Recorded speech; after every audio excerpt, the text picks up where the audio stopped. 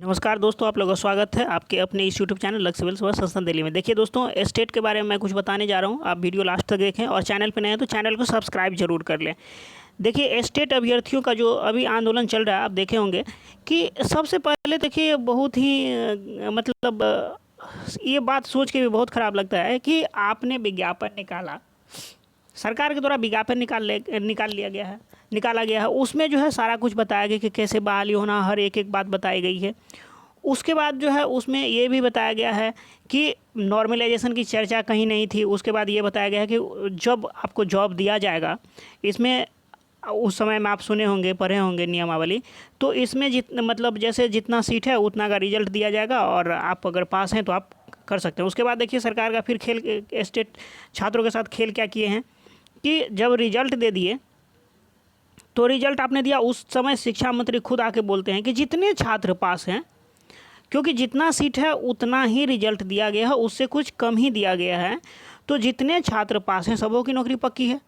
पता नहीं अचानक कौन सा चमत्कार हो जाता है, क्या हो जाता है ससुराल, कुछ समझ ही नहीं आ रहा है। इधर बीच में एक बार मुंह उठा के आया, खट से बोल दिए कि जो फिर से रिजल्ट दिया उसमें मेरिट नॉन मेरिट घुसा दिया बीच में। ससुरा ये सब कौन बात हुआ। उसके बाद देखिए फिर क्या हो जाता है। 2011 वाला थोड़ा बहुत आंदोलन करता है तो उसको सरकार थोड़ा झुनझुना थमा देते, कम से कम बजाते रहो। अब उसके लिए क्या किया बीच में, देखिए जो 2011 उसको दे लाइफ टाइम। ये सबसे पहले लाइफ टाइम आप सोचिए भाई, सभी चीज़ का एक ना एक दिन एक्सपायरी डेट होता है, उसका आप डेट फिक्स करें ना। ऐसा थोड़ी है कि कोई 80 साल का है उसको आप जॉब दे देंगे, 90 साल का है, लाइफ टाइम का मतलब तो सो हुआ।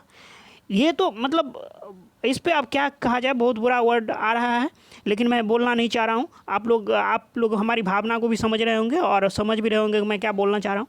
तो ये चीज़ें हो गई, लेकिन 2011 वाले तो खुश हो गए कि चलिए सरकार हम लोगों को ऐसा कर दिया। अब देख, लेकिन 2019 वाले छात्र थे उनके लिए तो ये बहुत बड़ा अन्याय की बात हो गई, क्योंकि आपने मेरिट निकाला, फिर नॉन मेरिट वाली बात आ गई।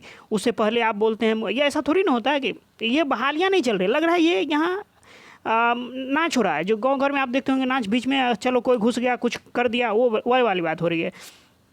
ऐसा नहीं हो रहा है। देखिए, और एक चीज़ आप ये जो पेपर कटिंग है इसमें आप देख रहे होंगे कि छात्रों पर जो है लाठियां बरसाई जा रही है। तो मैं आप लोग को एक चीज़ बता दूं कि इसमें आपको चिंतित होने की कोई ज़रूरत नहीं है। कि देखिए, जिस तरह से किसी भी बहाली के लिए आप देखते होंगे कि जो भी क्राइटेरिया होता है कि पहले आप पीटी दीजिए, फिर मेंस दीजिए, फिर हाई कोर्ट, सुप्रीम कोर्ट। अब इसमें एक जो जोड़ लीजिए कि ये फिजिकल की तरह है, ये एक फिजिकल पार्ट। जो आप शिक्षक बनना चाहते हैं तो उसमें आपको फिजिकल देना होगा। जिस तरह से लाठियाँ बरसाई जा रही है आपको, तो उसमें आपको मजबूत किया जा रहा है। सरकार का मंशा है। देखिए, सरकार की अगर मंशा साफ होती तो डायरेक्ट आपने 35,000 का रिजल्ट दिया था, तो 35 अगर 37,000 सीट थी, आप उतना रिजल्ट दिए थे, सबों की नौकरी पक्की। लेकिन फिर नॉन मेरिट मिला करके आप क्या कर रहे हैं कि भाई भाई में फूट डाल रहे हैं, वाइफ हस्बैंड में फूट डाल रहे हैं। क्योंकि देखिए, वाइफ अगर मेरिट में है, हस्बैंड नॉन मेरिट में है, एक भाई मेरिट में है, एक भाई नॉन मेरिट में है, एक भाई जो है मेरिट का सपोर्ट कर रहा है, एक भाई नॉन मेरिट को सपोर्ट कर रहा है। आप तो ये सरकार की मंशाएं हैं।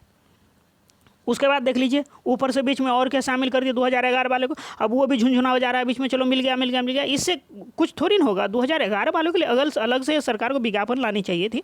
या 2011 में उन्होंने पास किया तो इतना दिन वो कहाँ सोए हुए थे, उनको उसी समय में होना चाहिए। देखिए, मेरी बातें आपको थोड़ा कर भी लग सकती है और मुझे आप कमेंट में तो गालियाँ भर के देंगे, मुझे पता है। लेकिन आप एक इंसान की तरह सोचिए कि देखिए सही क्या होना चाहिए था कि सरकार ने 2011 की जो बहालियाँ लाई थी उस समय उनको करना चाहिए था किसी भी परिस्थिति में, न कि अभी करना चाहिए था। अभी 21 हो गया तो आपको 10 साल में समय नहीं मिला कि आप स्टेट वालों को जॉब देते। आज ये कहाँ से चमत्कार हो गया, बीच में मुंह उठा के आए और बोल दिए चलो वो भी झुंझुना बजाए हैं। ये सब अच्छी बातें नहीं है। सरकार को इस पर सोचना चाहिए। देखिए, आप वीडियो अधिक से अधिक शेयर करें, सरकार के कानों तक ये बात मैं चाह रहा हूँ कि आप लोग ये बात पहुँचाओ कि सरकार ये समझे कि देखिए छात्रों के साथ समस्या, एक तो दुनिया में इतना बेरोजगारी है, इतनी बड़ी संख्या में बेरोजगारी है।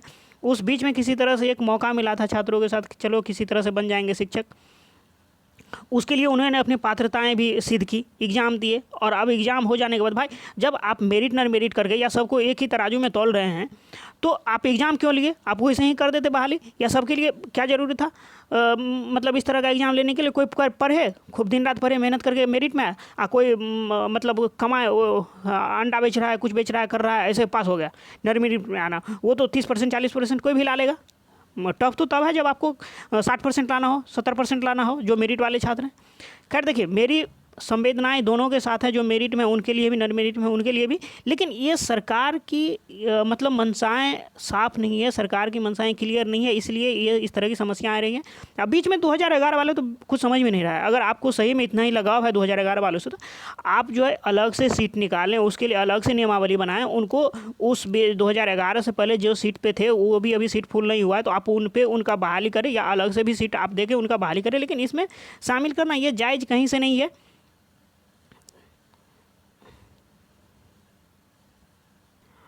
इस वीडियो में इतना ही रखते हैं। अगर आप लोग को वीडियो अच्छा लगा हो तो आप लोग वीडियो को लाइक ज़रूर करें, शेयर करें और चैनल को सब्सक्राइब कर लें, क्योंकि आप लोग की जो भी एक एक खबर आएगी आप लोग तक पहुंचाऊंगा। और जब तक आप लोग को जीत नहीं मिल जाती है, जब तक आप लोग को जॉब नहीं मिल जाती है, तब तक देखिए ये चैनल असल में बनाया गया था एजुकेशन के लिए। लेकिन ये समस्याएँ जब आ रही है तो हमारा भी थोड़ा कर्तव्य बन जाता है कि ये भी समस्याएँ थोड़ा लोगों के सामने आए, सरकार इस चीज़ को समझेगी। देखिए इससे छात्रों को कितनी बड़ी परेशानी हो रहा है। आप 94,000 शिक्षक की बहाली को देख लीजिए, उसमें बहालियाँ हो रही है, आप दर दर भटक रहे हैं, यहाँ काउंसलिंग कराएं नहीं कराएं, दिमाग पागल हो रहा है। अगर एक जगह सरकार इसको ऑनलाइन तरीके से लेती है, दुनिया डिजिटाइजेशन, भाई दुनिया डिजिटल हो रहा है, आप जो है डिजिटल का इतना बढ़ावा दे रहे हैं, लेकिन उसका फ़ायदा क्या है?